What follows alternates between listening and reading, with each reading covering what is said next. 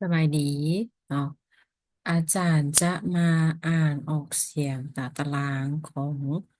ตัวอักษรฮิรากานะให้ใหม่เนาะตัวนี้จะเป็น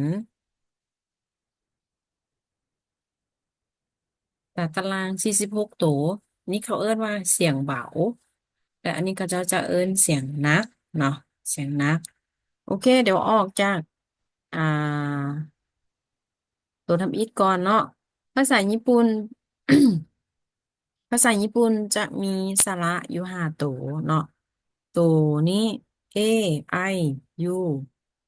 E O นี้เนาะจะเป็นเสียงอ่านของตัวอักษรญี่ปุ่นจึงว่าเวลาอ่านมันจะเป็นอะอิอุเอะโอมันจะเป็นสระ5ตัวเนาะซึ่งว่าอะนี่เวลาเราออกเสียงตำแหน่งของปากเนาะมันจะเป็นหมุนและอันนี้จะบ่หมุนและอันนี้ก็จะหมุนอันนี้ก็จะบ่หมุนอันนี้ก็จะหมุนเบิ่งนำกันเนาะบอกว่าอะอิอุเอะโออันนี้เสียงนี้จะเป็นเสียงกอตัวนี้จะเป็นเสียงสอเสียงตอแล้วจะเป็นเสียงนออันนี้จะเป็นเสียงฮอแล้วนี้จะเป็นเสียงมอแล้วตัวนี้จะเป็นเสียงยอเนาะแล้วตัวนี้จะเป็นเสียงลอและตัวนี้จะเป็นเสียงบอเนาะสำหรับตัวนี้จะออกโอคือเก่าเนาะแล้วตัวนี้จะเป็นอึ้งจะเป็นตัวสะกดซึ่งว่ามันจะออกได้ทั้งเสียงนอเสียงมอแล้วก็เสียงงอเดี๋ยวออกเสียงตามเจ๊เนาะเดี๋ยวเริ่มจากสระไปเลยเนาะอะอิอุเอะโอคะคิคือเคโฮ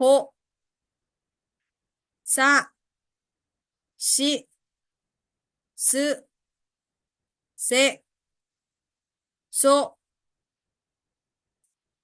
ตะจิซึเตโตนะนินึเนโน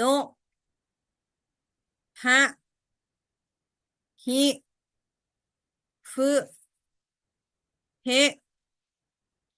โฮมะมิ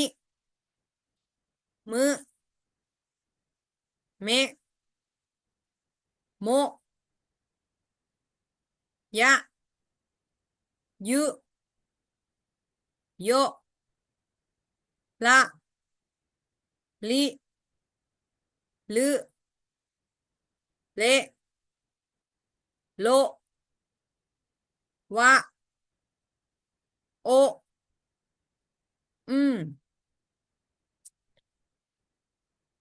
สำหรับตัวสีแดงเนาะคือแถวซะตัวนี้จะออกพิเศษเนาะก็คือ S H I ตัวนี้อ่านว่าชิแต่ตัวนี้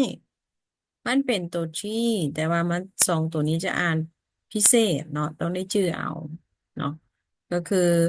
ออกเสียง C H I เป็นจิและตัวนี้จะเป็น T แล้วก็มี S U ทางกลางแล้วก็ U เนาะจะเป็นซึซึตัวนี้ลีนเฮาจะอยู่ถึงสุดของแควเนาะบนเหือกสมมุติว่าอันนี้แควเฮาเนาะแต่อันนี้มันเหือกเนาะลีนเฮาจะมาแตะอยู่วางนี้แตะออกแล้วเฮาก็เวลาเฮาออกเสียงเฮาจะปล่อยลีนออกแล้วคือเฮายิ้มเนาะคือตัวอย่างซึซึแต่มันจะบ่ออกเป็นจึเด้อบ่ออกจึบ่ออกตึจะออกเป็นซึมีเสียงเสียง S นำเนาะแล้วสำหรับตัวนี้เนาะมันออกฮ อ H จะเป็นฮอแต่ว่าตัวนี้จะออกพิเศษเป็นเสียงตัว F ก็คือมันจะเวลาเราออกเสียงมันจะคือเราเป่าเทียนเนาะจะมีลมเนาะก็คือ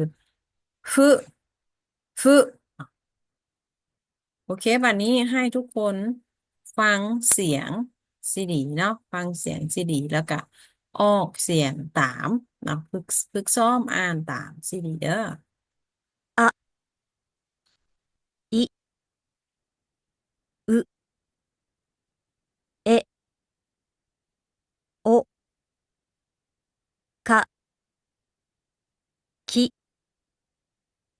く、け、こ、さ、し、す、せ、そ、た、ち、つ、て、と、な、に、ぬ、ね、の、は、ひ、ふ、へ、ほ、ま、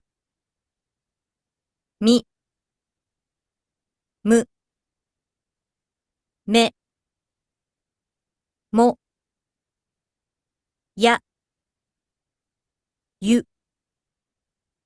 よ、ら、り、る、れ、ろ、わ、お、んตัวนี้จะเป็นเสียงเบาเนาะเสียงเบาของตัวอักษรฮิรากานะจะมีตัวอักษรอยู่46ตัวเนาะให้ทุกคนไปเรียนออกเสียงนำกัน